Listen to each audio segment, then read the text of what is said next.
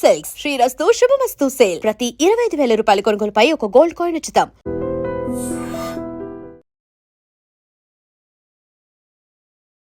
నమస్కారం అండి, నేను డాక్టర్ మొహమ్మద్ శ్రీనివాస్ మాట్లాడుతున్నానండి.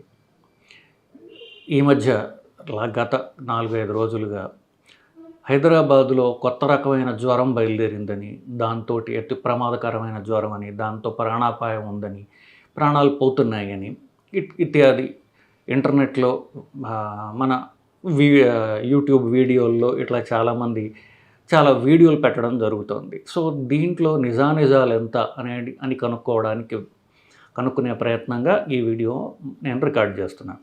సో ఈ కొత్త జ్వరం అని చెప్తున్నది, దాని పేరు స్క్రబ్ టైఫస్ అనేటటువంటి ఒక జబ్బు. ఇది ఒక అంటువ్యాధి.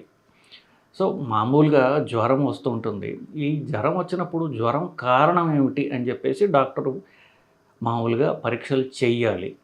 మామూలుగా జ్వరం అని వెళ్ళంగానే ఏదో మందులు రాయడం, డోలో రాయడం, యాంటీబయాటిక్లు పెట్టడం అనేది నిజానికి కరెక్ట్ సైంటిఫిక్ ట్రీట్మెంట్ కాదు.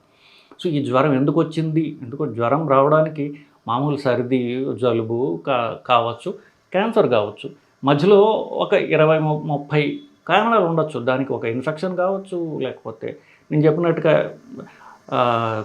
ఒక్కొక్కసారి క్యాన్సర్ వల్ల అవ్వచ్చు, లేకపోతే మన శరీరం మీదకే ఎఫెక్ట్ చేస్తుంది, ఆటో ఇమ్యూన్ అంటాం. అలాంటి ప్రాబ్లంగా ఏవైనా చాలా కారణాలు ఉండొచ్చు. కారణం తెలియకుండా డోలు వేసేయడం అనేది అది సైంటిఫిక్ ట్రీట్మెంట్ కాదు నిజానికి. అంటే తగ్గదు, అలా చేసినట్టు ఒక డోలో పనిచేసిన 4-5 గంటలు తగ్గుతుంది, మళ్ళీ జ్వరం వస్తుంది. కారణం తెలియని జ్వరాల్ని పైరెక్సియా అంటే జ్వరము ఆఫ్ అన్నోన్ ఆరిజిన్, దీన్ని ఎందుకు వచ్చిందో తెలియదు అంటారు. అలాంటి యూజువల్గా మనకి తారసపడనటువంటి జ్వరాలు ఏవైతే దాంట్లో ఈ స్క్రబ్ టైఫస్ ఒకటి.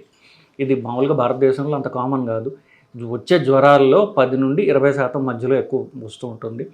అన్నిటికంటే అధికంగా తమిళనాడులో ఉంటే ఇట్లాంటి జ్వరాల్లో 20% జ్వరాల్లో ఈ స్క్రబ్ టైఫస్ ఉండడం అనేది వాళ్ళు గమనించారు.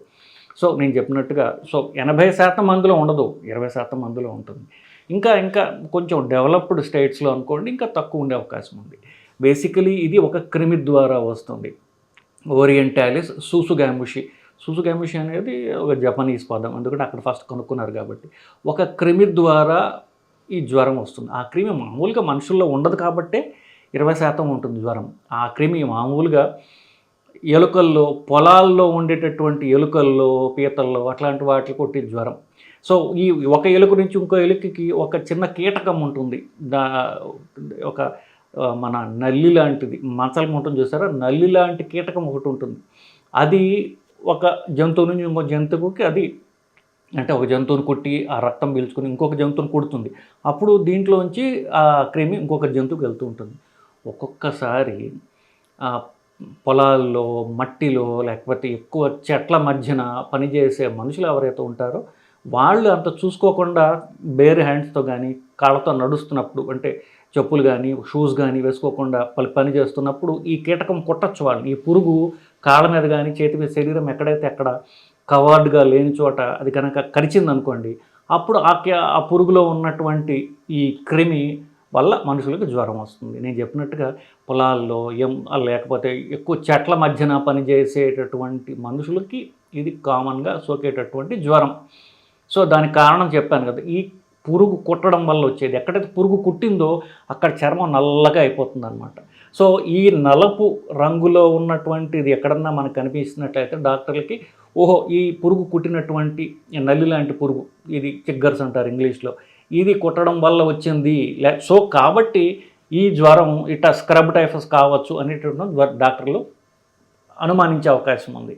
సో ఆఫ్కోర్స్ ఇది జ్వరం వచ్చిన తర్వాత మామూలుగా ఇది చలి, ఇప్పుడు నీళ్ళు ఎక్కువ ఉంటే ఈ పురుగులు ఉంటాయి. సో నీళ్ళు ఎప్పుడు ఎక్కువ ఉంటాయి, వానాకాలంలో ఎక్కువ ఉంటాయి. వానాకాలం తర్వాత వానాకాలం వర్షాలు ఉన్నంతకాలం, కొంత చలికాలం ఉన్నంత నవంబర్ దాకా ఎప్పుడైతే వర్షాలు ఎక్కువ ఉంటాయో అప్పుడు ఎక్కువగా వచ్చేటటువంటి జ్వరం ఇది.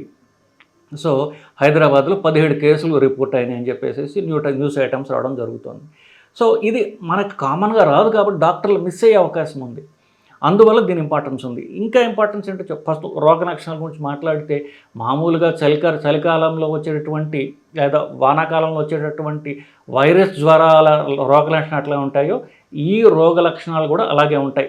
జలుబు రావడం, దగ్గు, గొంతు నొప్పి, జ్వరం ఉండడం, సో ఆ జ్వరంతో పాటుగా కొంచెం గొంతులో గడ్డల్లాగా రావడం, సో తలనొప్పి రావడం. జనరల్గా వైరల్ ఫీవర్ ఎట్లా ఉంటుందో ఇది కూడా అట్లాగే ఉంటుంది, కానీ ఒక పట్టాన్ని తగ్గదు. వైరల్ ఫీవర్ 3 రోజులు పోతుంది కదా, ఇది తగ్గదు. అప్పుడు డాక్టర్ దగ్గరికి వెళ్ళడం జరుగుతుంది. డాక్టర్లు అన్ని పరీక్షలు చేస్తారు, మామూలు గుండె పరీక్షలు చేస్తారు. దొరక్కపోయేసరికి ఇది ఏంటా అనుకుంటారు.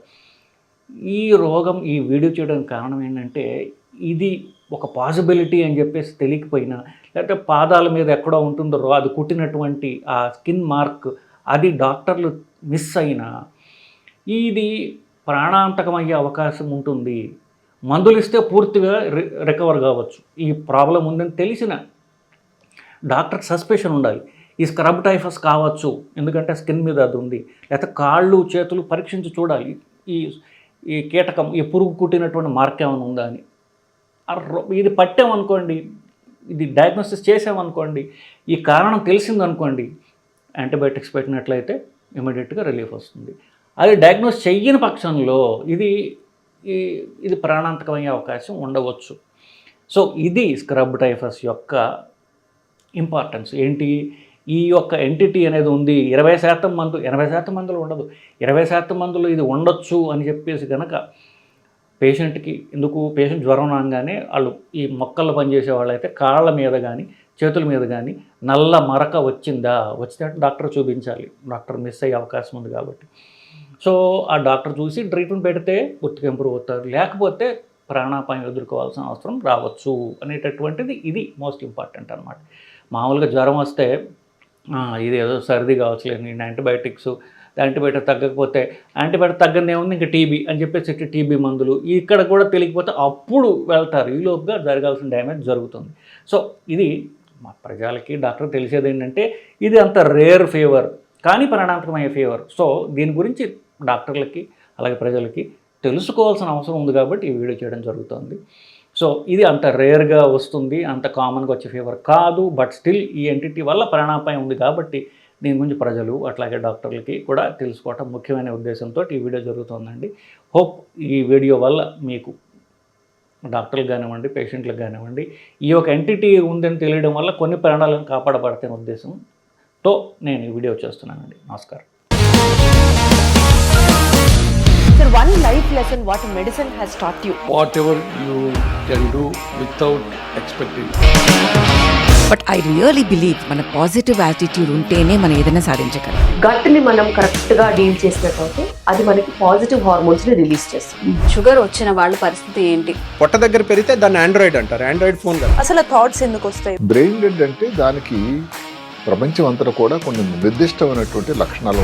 మానసికంగా ధైర్యంగా ఉంటే క్యాన్సర్ జయించవచ్చు. You are a doctor for a cause, sir. అంతే. వాళ్ళకు వచ్చిన ఆదాయం కాకుండా ఫ్రీ సర్వీస్ ఎంతమందికో చేస్తారు.